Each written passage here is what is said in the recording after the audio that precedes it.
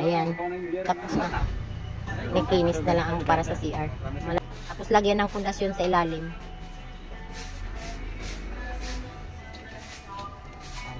Isimintuhin na yan para sa CR.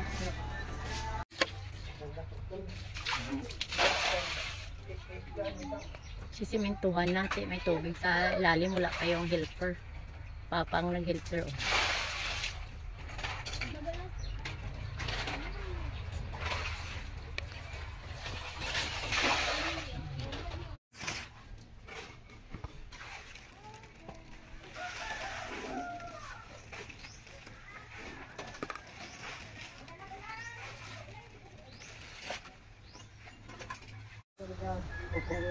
Ayan, mas papagod na yun kung ito.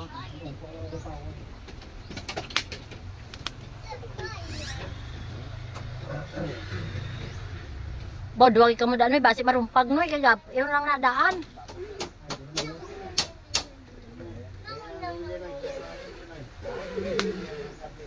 Lagko pa daan na malumpag.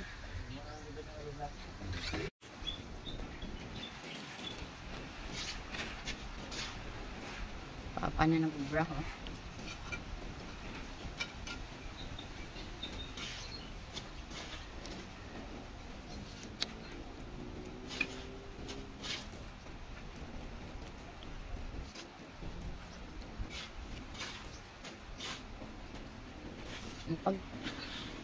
Kaya pag ano, maglamig na yung kape nyo din mamaya.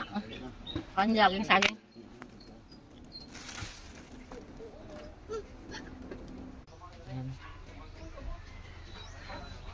Puso Negro ng CR. Yan, may division.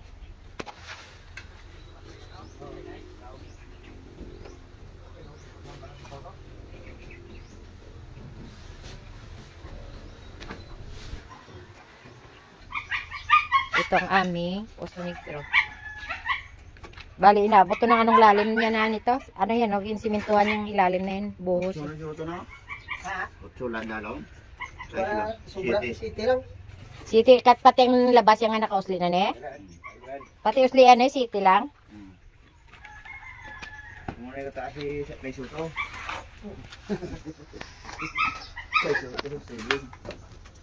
Yan. Tapos papalitadahan ang gilid.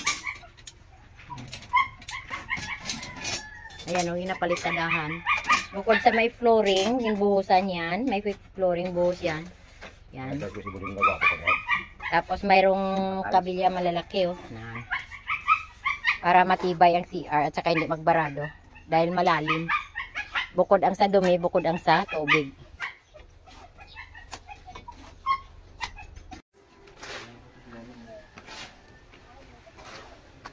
Ten by 10 ito yung kabilya na to. Ano? 10 mm na pa?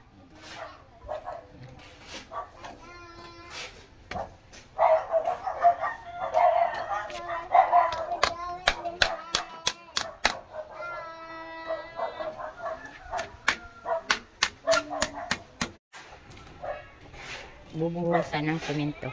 Sa ilalim yan, may buhos din yan sa ilalim at saka may palitada. Bukod ang dumi, bukod ang tubig. Yan. Bago buhusan ng semento.